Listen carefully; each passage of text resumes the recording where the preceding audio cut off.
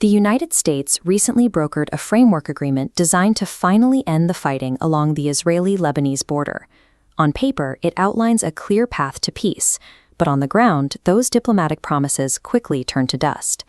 The plan hinges on a pilot program. Under this framework, the Lebanese armed forces are scheduled to gradually assume full security control in 3 specific southern Lebanese villages, including Froum, Shria, and Zatar al-Gharia.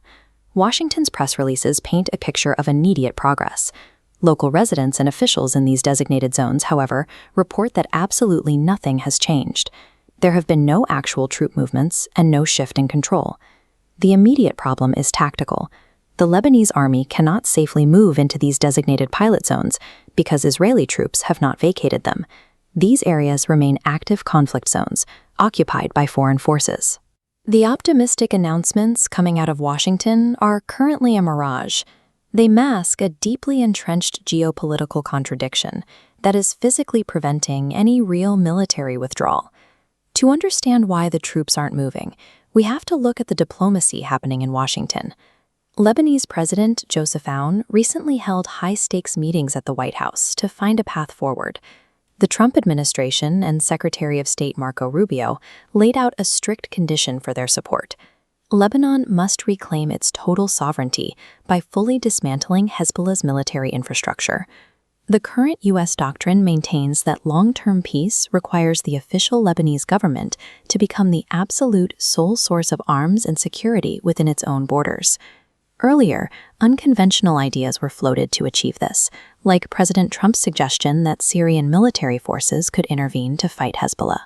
Lebanese leadership firmly rejected that concept as counterproductive to their sovereignty. The entire American strategy currently relies on a fragile, financially strained Lebanese state, unilaterally disarming a highly trained, Iranian-backed militia. Beirut has a direct counterargument. President Aoun argues he cannot realistically challenge Hezbollah's legitimacy or their weapons while foreign troops are actively occupying Lebanese territory. The Lebanese prerequisite for taking action is that Israel must first demonstrate goodwill. They want a complete Israeli withdrawal from those specific pilot zones so displaced Lebanese civilians can return home. But Israel is operating under a diametrically opposed set of rules. Following the October 7th attacks, their national security doctrine shifted entirely. This map illustrates Israel's new regional strategy. The doctrine mandates creating deep security buffer zones inside neighboring territories, including the Gaza envelope, the Lebanon envelope, and the Golan envelope inside Syria, to neutralize border threats. Because of this doctrine, Israel has a strict condition. Their forces will remain inside the Lebanese security zone until Hezbollah is fully disarmed. This now creates a fatal diplomatic deadlock. Lebanon requires an Israeli withdrawal before it can even attempt to disarm Hezbollah, but Israel refuses to pull its troops back until Hezbollah is already disarmed. And then there is the final complicating factor. Tehran has effectively flipped the script on Washington's demands by issuing strict terms of its own. Iran's first condition is the unconditional removal of Israeli forces. So US and Lebanon must disarm Hezbollah, but Israel won't leave until Hezbollah is disarmed, and Iran demands withdrawal first. This perfect catch-22 renders the pilot program mathematically impossible. This diplomatic paralysis stems from a direct collision of 3 distinct and rigid security doctrines.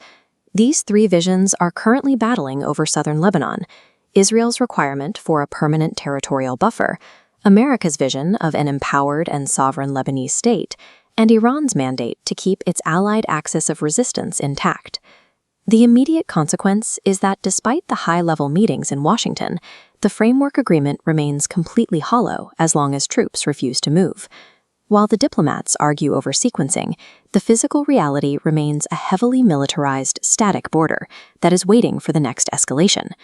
Until one side abandons its core condition, the promise of a ceasefire is an illusion, trapping the region in a permanent military standoff.